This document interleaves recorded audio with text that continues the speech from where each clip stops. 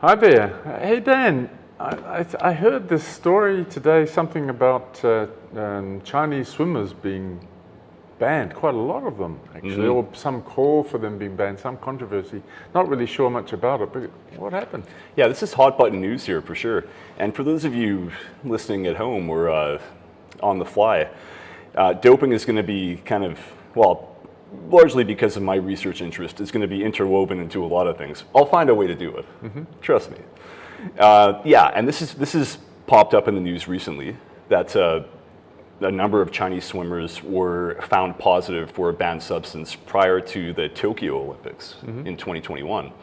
And it didn't come out until recently, until I think about a month ago, or maybe less, like 2 weeks ago. And it's gained some traction in the media. A lot of holier-than-thou pundits talking about how these swimmers should have been banned, and there's fundamental unfairness happening in the system, particularly with the World Anti-Doping Agency, or WADA, as we know it. That's funny, you know. In one of my iterations, or one of the many things that I've done in sport, I actually helped establish a regional anti-doping agency for Oceania. Oh, is that right? I was heavily involved in that process, so I got to understand what WADA was trying to do. And honestly, my impression was that, yeah, very honourable. It was a very noble thing to be doing in the sense of making it fair for everybody in sport. So what's happening? Why? It's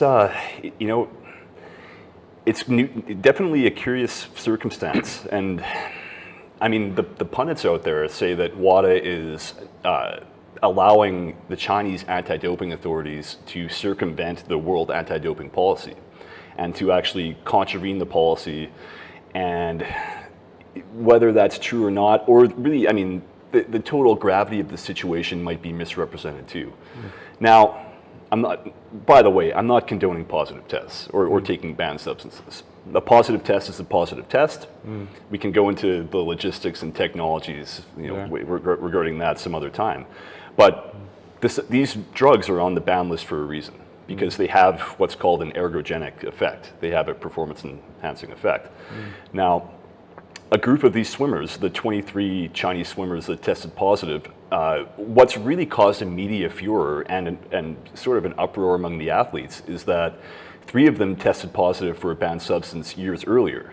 So now 3 of the 23 swimmers have gone positive twice and not been banned.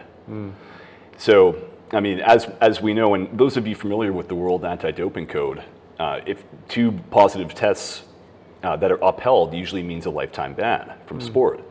But these Chinese swimmers haven't had any sanctions against them.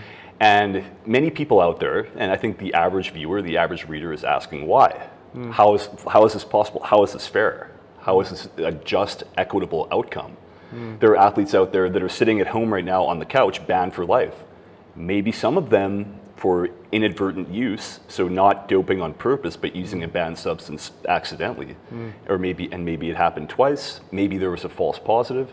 So, do you see what I mean when I say fundamental unfairness, right? Sure. I mean, and these are probably exceptions to the rule. I don't think there are that many false positives, but they exist. I think it's a little unfair that you would ban somebody for life anyway. I mean, even if you're a murderer, you usually get out after 10 years. Right. It's like, it seems to be a little harsh. Right. And I also would question, to be very honest with you, I mean, look, I'm no expert in this area, but I think there's a lot of athletes out there taking drugs that never get caught. You don't say. Yeah. Yeah. And so what's fair really? Yeah, and I've used this phrasing before. You can be assured of 3 things in your life: death, taxes, and doping. Especially in high performance sport. Yeah. And you're absolutely right. I mean, there are many technologies, advanced technologies, the mass spectrometer, gas chromatograph technology, liquid chromatograph also, that are designed to detect doping. But just as technologically sound as these instruments are, so too are athletes' ability and the methods they employ to evade drug testing. Yeah. So the problem is, I mean, as sensitive as this equipment is, the system is like Swiss cheese. there are issues, fundamental issues, and holes, loopholes, so to speak, in the anti-doping apparatus that allow some athletes, many athletes, to dope with impunity. So, I mean, they just kind of freely do it, and they have no concerns about being caught. Well, I know during my time working at the Australian Institute of Sport, and this is back in the middle to late 80s, and at that time drugs in sport wasn't a big thing in terms of people talking about it much. It was obviously around, and there was some testing and there was some efforts to figure out what to do about it. But I mean, I don't know, not that I ever saw it myself, but it just seemed to me that it was pretty commonplace. And I'm not saying that in Australia it was commonplace, because I didn't actually ever see athletes ever take drugs. But I just know myself from being an athlete. I look at some of the development of bodies and some of the things that people can do. And I've trained 5 hours a day, 7 days a week. I've done heavy weight training systems. I never got close to having a body like these people. Some of these people, and I never got close to performances like some of these people are getting. So, as an exercise physiologist too, I'm thinking, come on, there's something funny going on here. Right. So we've got there's two parts to this, really, isn't there? Is WADA really effective? Because I'm seeing stuff that doesn't look normal to me in terms of performances and enhanced performance. Oh yeah. And at the same time, is the delivery of WADA's judgments fair and equitable, given that we've got this thing that we've just talked about here, and we could also refer to the ban of Russia, from the Olympics, which also seems pretty harsh. For sure. View, but and that was a systemic issue. You know, there was a state-sponsored doping system in the Soviet Union, and people, I think, just assumed that because the Soviet Union dissolved, that all of a sudden that went poof and vanished, right? But not so. And we know it was there that, all along, right? Yeah, it was there all along. Just much like the KGB just became the FSB, and you know, I mean, it was really in effect the same agency, right? Nothing really changed, and it's still essentially an oligarchy in Russia, just like back in the day, right? I mean, Putin, you know, is like an autocrat. And like exorbitantly wealthy, and you know, he's a dictator, right? And it's for better or worse. I mean, you know, I don't really have much of a political backbone or political slant, but you know, I mean, it's pretty. What's happening right now is pretty messed up. It seems to be. I mean, again, going back to the time where we set up the RADO, all of the countries that was designed for are very poor. So there's no state-sponsored doping in those countries. But that's not to say that relatives from the more developed countries send stuff back for their relatives to use to give them a help. Personally, during my time in Oceania, I would say to any Oceania athlete, Pacific Island athletes in particular, you really don't need them. They're already built for optimum sporting performance. But it seems to me that, that WADA might have lost its way here a little bit. One size fits all, is that the problem? Yeah, you know, I mean, when WADA was created, there was this idea of harmonization of all anti-doping policies globally into the World Anti-Doping Code, right? And under one umbrella, one agency that operated with national subsidiary, like national anti-doping organizations across the world, right? The problem is, I mean, like any other organization, just like, I mean, maybe not just like the IOC, but just like international sporting federations out there, there's limited resources, right? And yeah, I mean, WADA over the years has garnered more resources from member nations and built itself up into something bigger than it was back when it was founded in 2000, right? But there's still scarce resources like any other organization. So what the problem there is, you can't, because there are like 200 member organizations or however many now, you can't ensure full compliance across like every organization. You can't send WADA agents to every country every week to audit exactly what they're doing, right? So I mean, that's an issue too. You talk about equitability, and I mean, so on one hand, you have scarce resources with these agencies, whether it's WADA or the International Testing Federation, which is another testing agency, Athletes Integrity Unit, that's the IAAF's, or World Athletics Testing Agency now. I mean, so you have that side of it, scarce resources, but also, I mean, okay, so WADA was founded to be a third-party, a disinterested third-party global anti-doping consortium, right? They aren't interested in anything but fairness in sport, like preserving fairness and eliminating doping from sport. So, I mean, that's still like essentially in the World Anti-Doping Code. It's really their credo, right?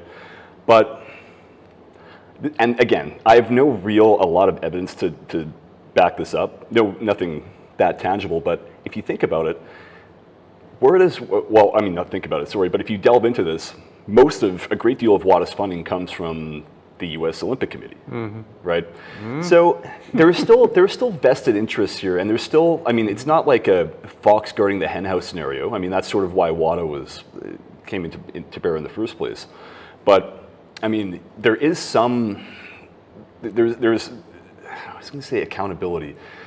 There would be maybe some internal pressures or some, I don't know, like an agenda that isn't quite equitable because of the disparity in resources coming from different nations. Yeah, there's something about that rings to me, because like I see Russia being harassed, and by the way, I'm not pro-Russian, I'm not pro-drugs either. Certainly. But I see that harassment, and I also see the attention that Chinese athletes get. And they just so happen to come from a state that runs things in their own country. Right. But then I look at America. Well, the American government's not interested in that kind of thing. Not really, yeah. So, but America has a different political system, and it's very much heavily based on free enterprise and commercialization. And so they do the things that governments in China or Russia or countries like that would normally do. Right. So what's the difference? Whether it's a state-based funded doping program or a commercial private enterprise-based doping program, the fact that the US government or a country that has that system isn't clamping down on that is equally culpable, I would have thought. What is the difference indeed? I'd say equally culpable too. And I will actually say that a private enterprising system like the US, and this is all theoretical of course, well, not all theoretical, but largely, could be more insulated. It could, because these are individual freelancing athletes, and maybe there are corporations like Nike, maybe, for example, that are party to this, that are party to doping practices and cover-ups and things like that. I mean, there's some supposition that was the case with Lance Armstrong. So, but these are all kind of athletes could be considered their own sort of private entities or their own, like their own businesses, freelancing around and insulating themselves through various countermeasures. And they have a lot of money, right? Exactly, the millionaire celebrity athletes, right? Yeah, for sure. I mean, and resources and money can buy you a lot, right? Yeah. So what about the situation then where athletes aren't able to afford these kinds of things? At the end of the day, WADA's doing its best to test athletes. I read somewhere that they're not finding many. There's like less than 2% of tests are positive. Yeah, it's like 1.5%. Which sounds a bit silly to me. I mean, if there's a rampant drug problem out there, then you would expect more people to be caught. And I would suspect there is a rampant drug problem out there, because I know in my career, I remember talking to a 16-year-old boy once who asked me the question, what would be the problem if I use steroids that are used by horses? I facetiously suggest that I didn't expect you to say that. Apart from the tail that you might be growing right now, a nice lustrous mane. Yeah. You're probably going to die very young. I wouldn't be doing that if I were you. But I was shocked. The first question I said, why do you want to do that? Yeah. Why can't you just enjoy training and just trying to be the best you can be without having to shoot up on anything out of the ordinary? I don't get it. Yeah, and maybe it's just kind of built into athlete culture now. Like, and maybe, and I would say, I don't know about teenagers. I mean, this could have been something that he researched on his own, but doping, for those that understand high performance sport, doping is, I think, viewed as ubiquitous almost at the top levels, and it's considered a prerequisite to entering those top ranks. I think, and don't get me wrong, I think there's the odd athlete that's genetically gifted and combination of maybe that and super motivated that ends up ascending to the top naturally. But those ones are the aberrations, I think, in this day and age. That might be a controversial statement. That many of you out there might disagree, but I mean the evidence speaks for itself. And going back to your previous point, I think the low frequency of positive tests can be explained in several ways. But I mean, if we're looking at raw numbers, the smaller NADOs, the National Anti-Doping Organizations, they don't have a lot of resources, number one. I mean, if nations like Jamaica and Kenya back in the early 2010s are a testament to that, right? Big track and field powerhouses, but no testing to speak of, right? And I mean, of course, they don't want their athletes to go positive, and they're probably avoiding any kind of testing measures at all costs, right? China and Jamaica alike, or pardon me, Jamaica and Kenya alike. But so, I mean, it could be, you could call it resource-based or a lack of inclination, right? And then in the richer countries, you have, at the top level, for the most part anyway, it's top athletes that are being tested. And top athletes in first world countries, many of them have the resources, whether it's connections to private entities like agencies, sports agents and corporate sponsors, or whatever it is. I mean, but they have greater resources to beat the system. And and maybe better research capabilities too, the wherewithal to understand what they can get away with, what they can't, and when, leading up to a competition or during a competition. Coupled with the fact that, and I don't necessarily disagree with this, but athletes are allowed to miss 3 out of competition tests during a 12-month cycle. So the average athlete, I can't, this isn't not an exact number, but we'll say in track and field in America, the average athlete is tested roughly 5 times during the course of one season, maybe 5 or 6. And it depends on the athlete because there is targeted testing to the suspicious ones, right? But think about it that way. So you can really, in effect, you can miss half of the tests you're out of competition that you're scheduled to have, or you can miss 2, pardon me, 3 is a ban. So you can miss 1/3 of the tests that you would normally have and be fine. That's one countermeasure, right? But that's another, again, sort of, not necessarily a loophole in the system, but it grants athletes a little bit of leeway, and it gives them some breathing room, so to speak. Right. Yeah. So that's part of it too. And I mean, and we can get into this in another day too. But there's the designer drugs, right? So drugs that can't be detected by conventional testing technologies, like I said earlier, the mass spectrometer gas chromatograph technology. So that's been the standard, really the gold standard for drug testing since around 1982. A method innovated by a German scientist, Manfred Donicke, RIP. He's one of the sort of the godfather of anti-doping, Donicke. And so in any event, there are drugs out there that can't be detected by this sophisticated instrument, or these instruments paired together. Now, the mass spectrometer has what's called a molecular database. And in that database are all known metabolites of all the banned drugs, and really any drugs out there. They're all in this molecular database, like thousands or millions, or I don't know. We have to get a guest on here that knows about this stuff, but many different permutations and many metabolites, right? And so what if an athlete is taking a substance that can't be identified by the database? And it's funny, anti-doping authorities like the World Anti-Doping Agency and USADA, the US Anti-Doping Agency, recently and in the past has said that we can detect any anabolic agent related to testosterone no matter what. We'll find you. How? If it's a unique metabolite not in the database, how? You know what I mean? Yeah. It's like the lip. It goes beyond lip service, sort of like it's like the deception almost, and this misrepresentation of rigor in the process. Like we're doing our utmost. We're going to get you. Maybe it's a message. The message is founded in deterrence. Maybe it's trying to dissuade athletes from doping by saying, like, no matter what you do, we're going to get you. But lest we forget, the THD scandal, the Balco scandal back in like from 2002 to 2005. That whole thing, right? You know, like there was an anabolic agent related to kind of a hybrid trenbolone, nandrolone, both anabolic steroids, sort of like a molecular synthesis of those drugs to create a unique molecule that was extremely anabolic, extremely androgenic, maybe the most powerful steroid on the market. Or not on the market, sorry, in the black market, let's say, right? And it was totally undetectable.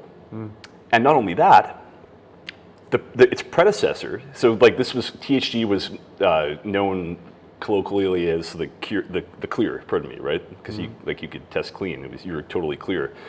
There was another drug before that. It was called norbolethylone. Norbolethylone. Yeah, it's a big word for me. Yeah, not a designer steroid. In fact, it was documented in the pharmacological literature back in like 1962 or 63. And this drug became, it was the first clear drug used by the Balco athlete group there and Victor Conti, the head of the laboratory. And this drug was a dinosaur steroid. It was around like before the mainstream popular anabolics of the 80s like Anavar and Winstrol and Decadurabolin, like nandrolone. It was like 1961. But in clinical trials, it was found to be too toxic for the liver. And so it just was never really marketed. And some dude, Patrick Arnold, this guy with an undergraduate degree in chemistry, just went through a couple of pharmacological textbooks like I wonder if this one's banned. He probably checked like 30 of them. Oh, like norbolethylone, not banned? Okay, well this is the one. And he synthesized it by himself with a ghetto laboratory and created this drug that was undetectable and laid the foundations for a gigantic scandal that rocked the sporting world. And which had a cascade of effects everywhere in the world. So it comes back to my earlier point. Why wasn't the USA banned?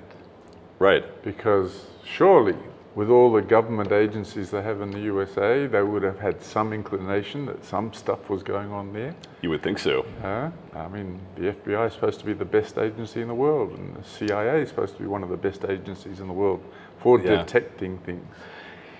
Yeah. So what happened? And then so the FDA got onto this case eventually, and that's right, the FDA, not the CIA, not the FBI, not the DEA, pardon me, like the actual drug enforcement unit in the U.S.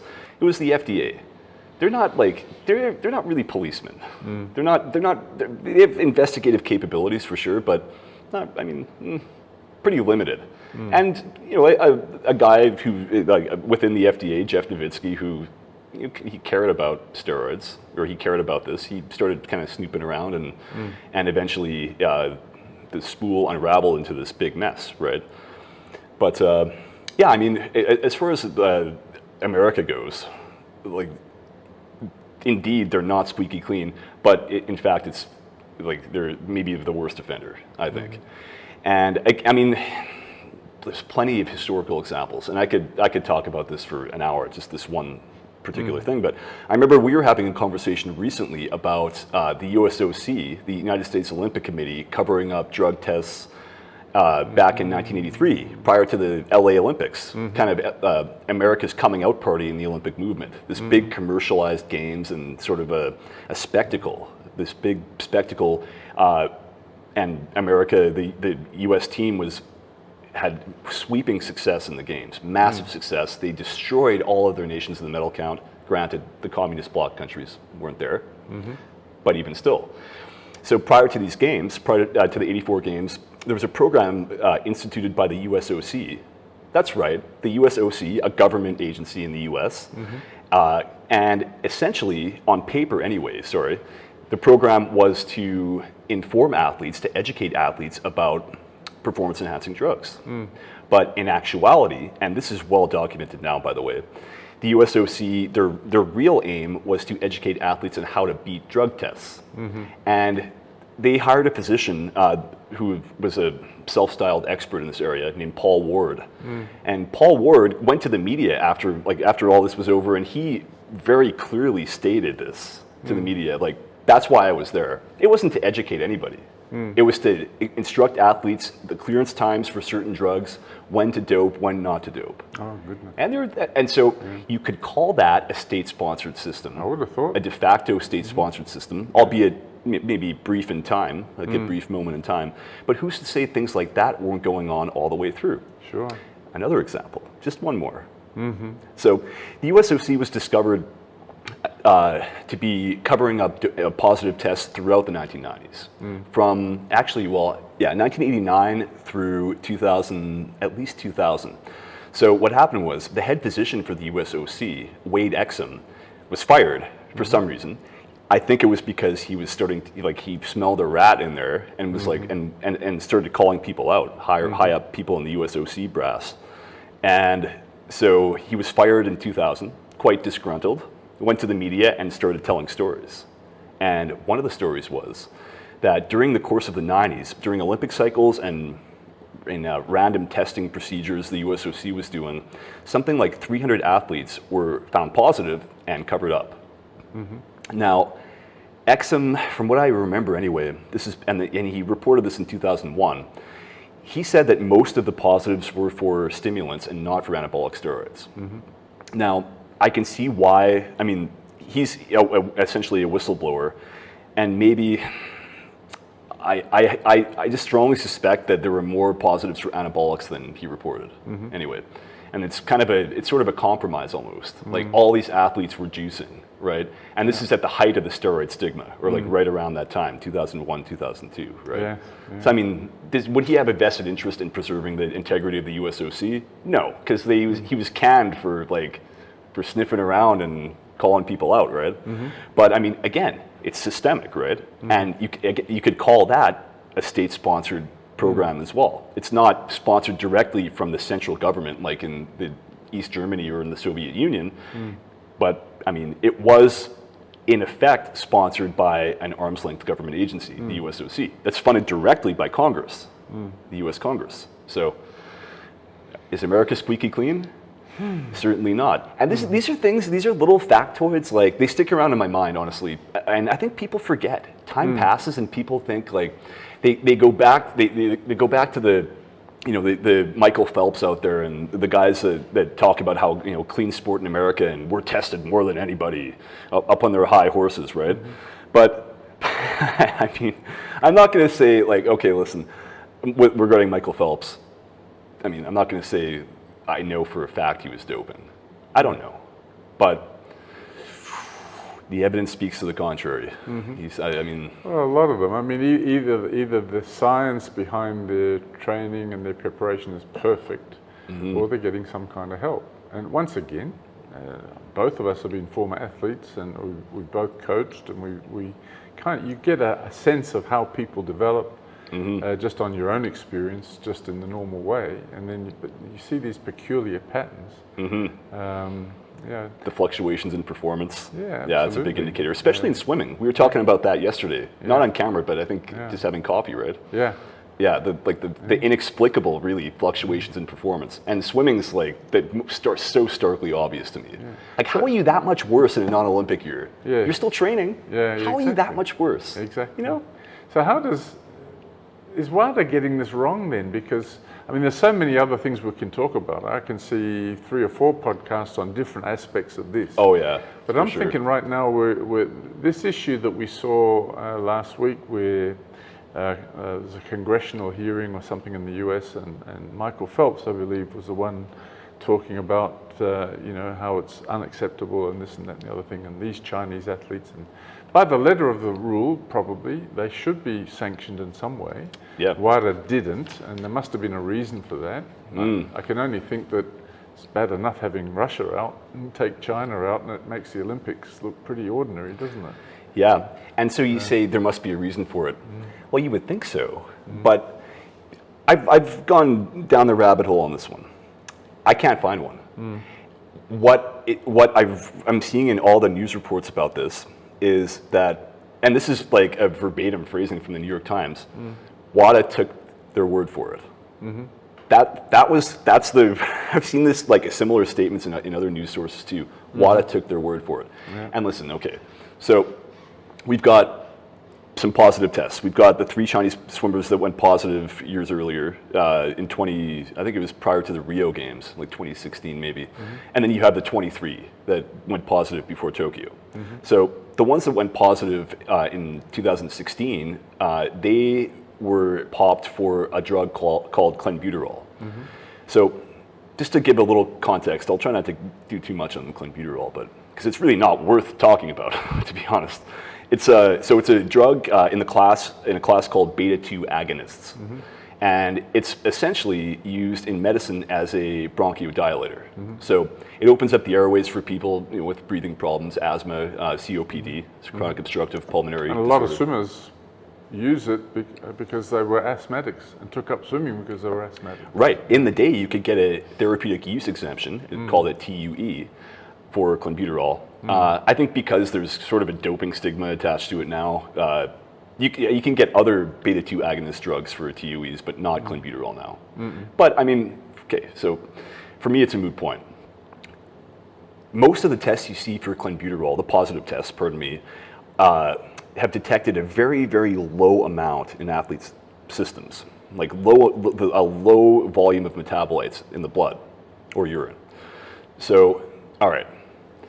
Is clenbuterol, I think we can agree, you know enough about it, and I really don't know much, but we can agree that it's a performance-enhancing agent in competition, right? How much, like, I'm not a biochemist or anything close to that, but I'm thinking that you would need more than trace amounts for it to have any kind of ergogenic effect. I would have thought so, yeah. Right? And these athletes, number one, are testing positive out of competition. Number two, testing positive for minuscule amounts.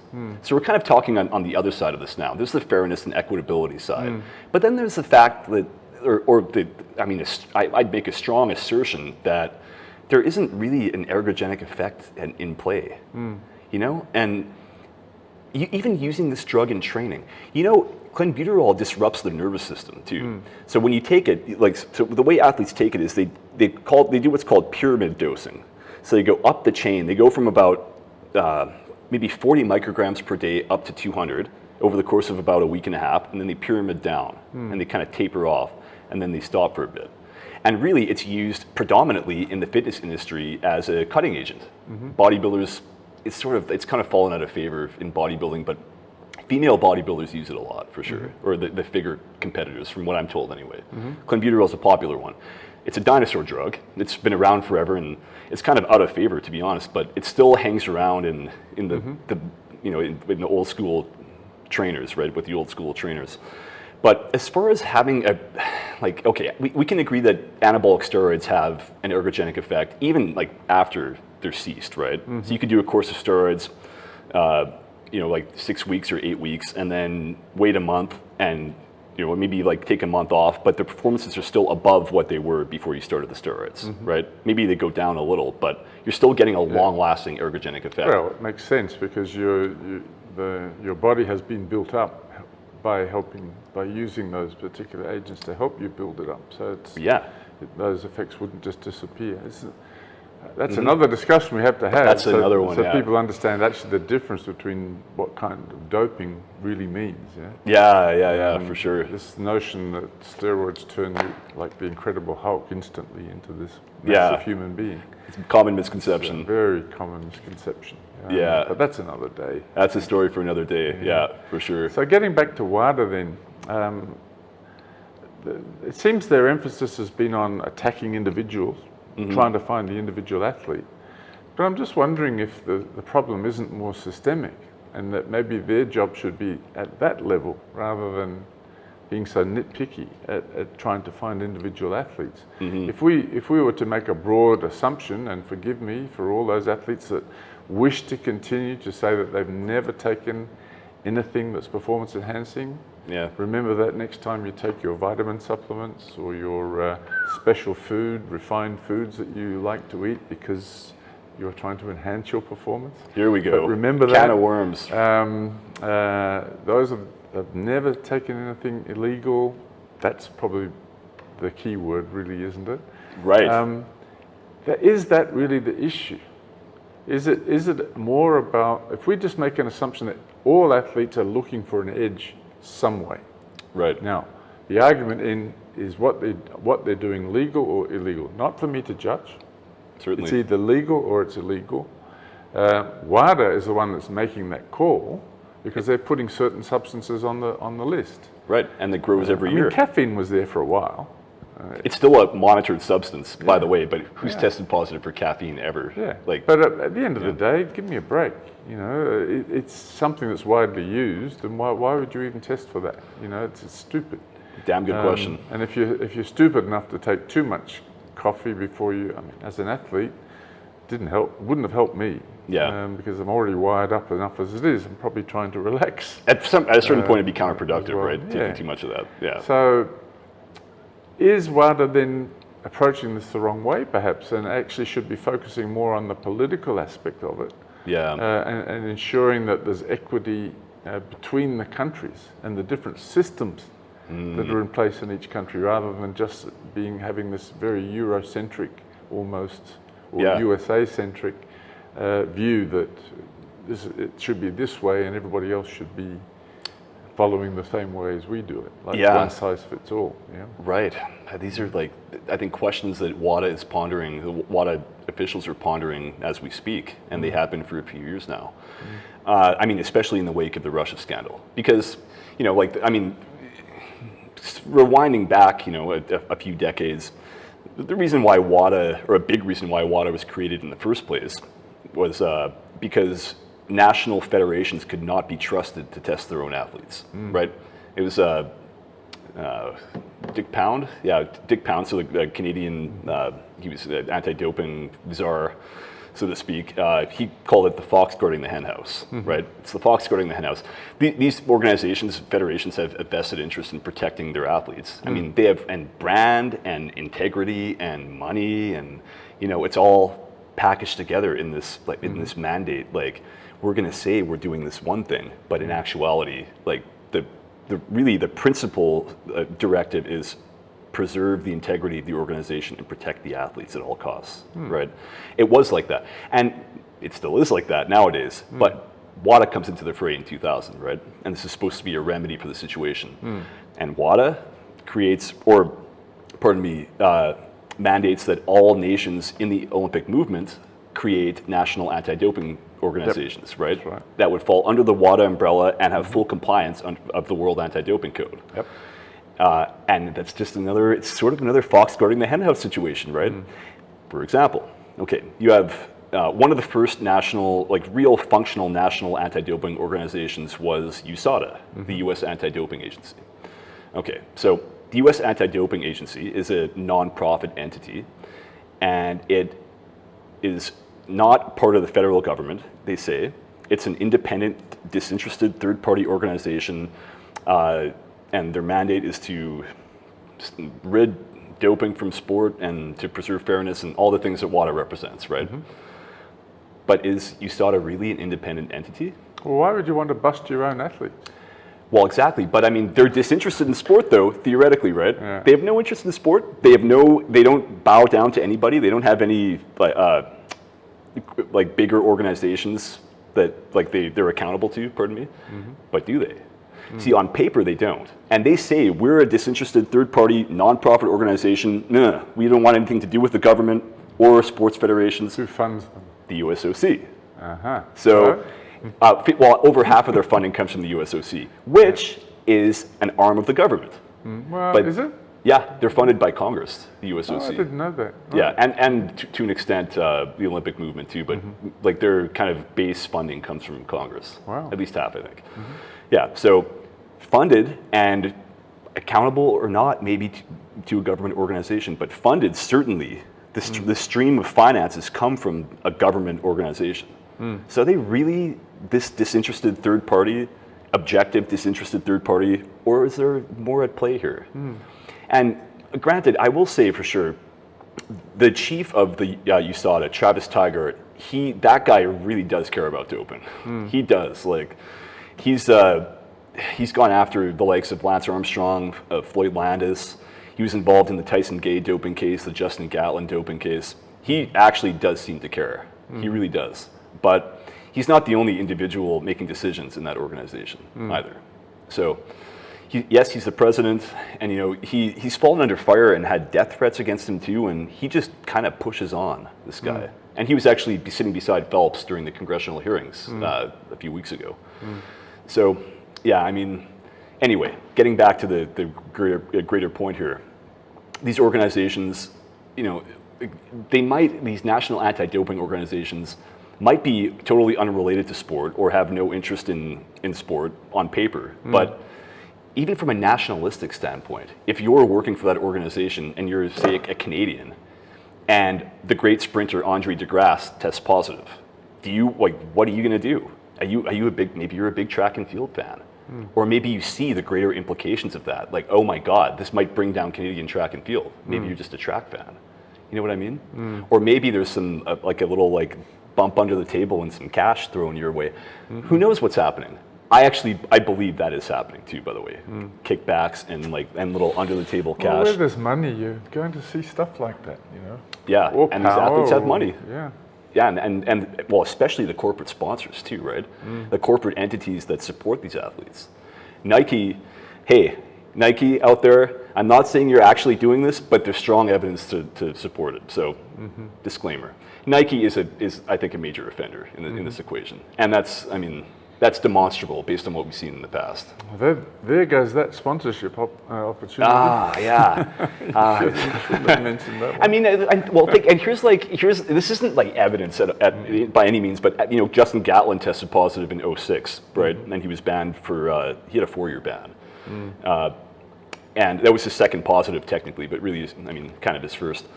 And he comes back in 2010. He starts competing, shaking the rust off a little bit. And by the end of 2011, Nike signs him.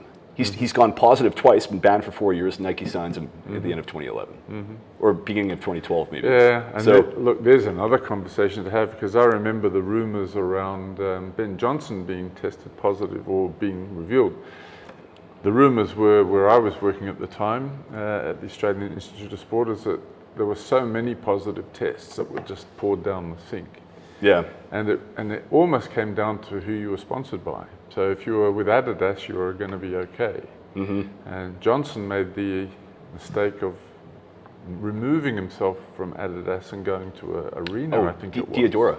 Yeah. Yeah. And one of these other brands. And of course that meant he wasn't protected anymore. That's one of the theories in the fray. I remember you posed that to me a little while ago. Yeah. That's an interesting one. There's I've got my own theory as to what happened, and we can save that one for another day. Yeah. But it's a unique one too. But that's one I've heard also there's some supposition that because the USOC was so powerful that they went after Ben and he ended up testing positive because he wasn't a protected man, right? And he was actively being gone after by USOC officials. But then there's the other side too, the corporate side of it, right? Yeah. The private side. That's entirely possible, right? Well, who would know? These are the underlying things which Alan Jennings talks about. Some of the systemic and institutional corruption issues, which will be another podcast that we'll be able to. Yeah, it's the interesting book for sure. Yeah. And he's revelations of tests, because there was 0 positive tests in Moscow. No one tested positive. No UK athletes, no Russian athletes, obviously. Later, when Manfred Donica, this doping, the godfather of anti-doping, as I call him, innovator of the mass spectrometer gas chromatograph test, he retested a bunch of samples from Moscow 2 years later, in 1982, and found that 20% of them contained synthetic testosterone. So exogenous from injection testosterone. Yeah. So, and that's low. 20%.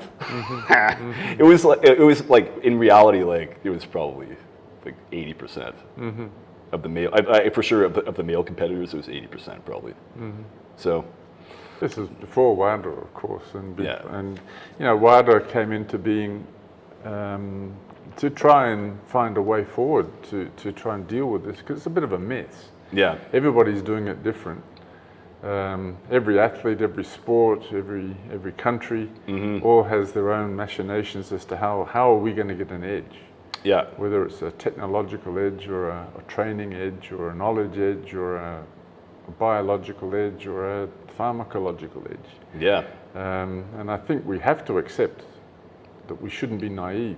Mm-hmm. At the end of the Yep. day, there are powerful forces out there that want people to win. And Absolutely. certain people, they want to win more than other people. So For sure. wherever that occurs, then the recipe is there without saying anything, but the recipe is there for high levels of corruption. The recipe's there, all right. Yeah. Oh yeah. Well, But who are these athletes then? Like the Michael Phelps, I mean, surely in his life he must have taken something. I don't know, but he must have taken something. Whether it was a multivitamin power pack formula, oh yeah. who knows? But he took it deliberately because he thought it would give him an edge. Yeah. What's the difference between that and some guys that take some clenbuterol in training to clear their airways so they can have a faster training session or something like that? Right. What's the difference indeed? Yeah. Yeah, really, I mean, is it the extent to which the drug has an ergogenic effect? Like the extent to which it increases performance? Yeah. Well, is it though? Like, Well, clenbuterol does not increase performance. I'm sorry. Like, maybe in competition, to an extent, but it depends on what you're doing too. So, yeah, it's tough. So you take that, and then you take a illicit, so a legal substance like L-carnitine, for example. That's perfectly legal. You can, like, if you're found to have that in your system, it's fine. Athletes are probably injecting it, but that's illegal. You can't use any intravenous or injections or anything like that now, as of 2013 or 14. Oh, that's good to know. Yeah. Yeah. So you can't even get an IV nowadays. Oh, that's good to know, because I remember back in the Olympic Village in 2000, there was some talk of the thousands of needles being processed through the waste system Yeah, in the village. mentioned And that. I was thinking, why would people be injecting stuff? I mean, Yeah. for what purpose? Of course, I'm pretty naive. I've spent my whole sporting life just being an idealist, and I expect everybody to be an idealist, but clearly that was a wrong assumption. Yeah, for sure. Well, I mean, I think, again, though, I mean, hindsight's 20/20, first of all, and you know more now than you did back then. But I think that's the average person's conception of the greater, like, of elite sport and professional sport is there are the odd offenders, acting in moral turpitude, and then there's the clean masses. Everyone's clean. The ones that get caught are the dirty ones, right? It's this perception that the anti-doping apparatus and the testing technologies are infallible and that they'll get you, because that's what anti-doping officials say. They talk about how sophisticated their instruments are and how rigorous the testing protocols are. And the perception in the masses, like the average sports fan or fan of the Olympic movement, thinks that, like, if anybody's doping, or the vast majority of their doping, are going to get caught, right? And there's so few positives. Well, it must be sport must be clean, right? Or it must be the average athlete is clean, and then there's the odd offender. I mean, it's just so starkly different, like diametrically opposite, really, from what's actually the case. Unfortunately. I don't like this. Like, this is a fun topic of interest for me, and it's something, it's pretty much occupies my thoughts all the time, is doping in sport. It's my area of research, my line of research too. I don't like it.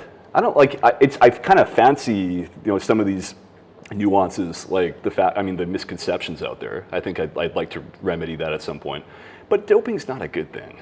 It's kind of a means to an end, and really, like, it's just there. It's like a chicken and the egg thing. If you don't like doping, well, like, maybe just don't like sports. Yeah. I don't know. Harsh. Again, I'm the idealist that beyond taking multivitamins, sure. And maybe getting a diet which was perfected in some way to help me to absorb and recover better. You do recovery techniques, but I mean, I think anything that's natural is okay. But then what is natural? So you could argue that testosterone is natural. Oh, there you go. Or growth hormone is natural. Big can of worms here. So, has WADA actually based its, because I don't know this, I don't know if WADA's actually sat down and said, what is our rationale for doing what we do? All right? You hear play fair. They've got those slogans and things Oh, yeah. that they talk about. Fair play, level playing field. Okay. Yeah, we get it. But have they really discussed which substances or what type of substances are bad for your health or are being taken in a way which is unethical or what? I'm not sure. No. I think they've done it to a point, because I have read about people saying that you shouldn't take these drugs because people die young. Like I saw C.J. Hunter died when he was 52. Right. Yeah. Flojo died when she was 40? 38. 30, yeah, very young. And obviously, you can't say obviously it's because of the drugs they were taking, but as they say, the candle that burns brightest burns shortest. And I like that. And perhaps the pharmacological enhancements just effectively burn people out. This would be one thing that does happen, but I think there's a lot of evidence to back that claim. Look at professional bodybuilding, especially in this day and age. Now, in 2024, bodybuilders are dropping dead left, right, and center. are they? Yep. Yeah. I get so I follow a lot of these accounts in social media, Generation Iron and all these ones, and the IFBB as well, and International Federation of Bodybuilding. It's IFBB, and it seems like every week I get a notification or like a post saying RIP so and so, like you went way too young. I saw one yesterday. It was yesterday or the day before. I saw one of these, and they come up seemingly every week. It's really a sad state of affairs, and it's because there are certain drugs out there that are used in excess that are extremely dangerous. Anabolic steroids, you could argue based on some evidence, limited evidence out there, clinical studies, that they can be dangerous. And listen, there's no safe drug. There's no safe drug that exists in the world. Even like for that safe substance, if you drink too much water, you can go through renal failure, kidney failure. There's no safe drug. And anabolic steroids are in that equation for sure. But then when you mix in things like insulin, human growth hormone combined with insulin, you're dancing with the devil. Let me tell you. And I think that's largely, from what I've seen anyway, in terms of the pattern here, that's largely what's responsible for the deaths that have, or the higher frequency of bodybuilding deaths over time, is just the big insulin use. It's the most anabolic drug on earth, insulin. So given that athletes, most of them are claiming they're clean, and most people would tell you that there's very few countries in the world that have any kind of institutional doping. What's the purpose of WADA then? Yeah, it's a good question. I mean, if everybody's saying they're clean, and we seem to be, in this last case you mentioned, that WADA was willing to accept. Oh well, okay. Yeah. And all these athletes that we see on TV saying, well, I've never taken anything illegal. Yeah. You noticed I use my words carefully there. Of course. What's the purpose of WADA? Right. They seem to be getting in the way. They banned a country from the Olympic Games. Yeah. They chose not to ban a country from a swimming competition. It seems to be a political decision more than actually based on solving the issue of something, whatever that issue might be. I'm not even sure what it is. I'm quite sure in the old days, in the ancient Olympics, there was some substance enhancement happening. I'm sure. They used to take bull testicles, and there was all sorts of these remedies that they'd use to enhance performance. Kind of. We've always done it. Witch doctory, but nevertheless, you pose a great question, and honestly, I don't know how to answer that. And look at we were talking about earlier, the frequency of positive tests. How flaccid, how ineffectual WADA actually is, right? For the amount of money that must be spent, because those tests aren't cheap. Millions of dollars. Yeah, every year they're testing. They're spending millions just on testing every year. Never mind the other enforcement stuff. Yeah. It's millions, like millions and millions on just testing. And what are they? What's it yielding? What are they getting? The odd positive, sometimes inadvertent too. Like these athletes, we were talking about the American distance runner Shelby Houlihan recently. She tested positive for a drug called nandrolone. It's an anabolic steroid. And now I've used the analogy, dope tests are like IQ tests, and this is well beyond that. No athlete in their right mind would ever take nandrolone. Like any athlete subject to testing, would never take nandrolone. That's ridiculous. And she went positive for it and tried to explain it up in the higher courts of arbitration and eventually to the Court of Arbitration for Sport, tried to explain what happened, but she really didn't know. And they found her excuse or her rationale to be unsatisfactory or whatever it is. But anyway, so you have like athletes like her, Shelby Houlihan, athletes fighting for their careers, fighting for their lives. So there's like, it's not just that WADA is flaccid or ineffectual. There's collateral damage. There are casualties out there, false positives, many of them, many false positives. Not to mention the fact that WADA, many times in the past, has not even followed their own protocols, their own mandates, their own rules for what constitutes a positive test. They just sometimes don't care. Or there's like the circumstance is aggravating enough in their minds that it's just an unequivocal positive and that's that. Floyd Landis, for example, the great cyclist, Tour de France rider. So if you look at his numbers, the way his samples were evaluated, the A sample and the B sample, there were serious discrepancies between the two.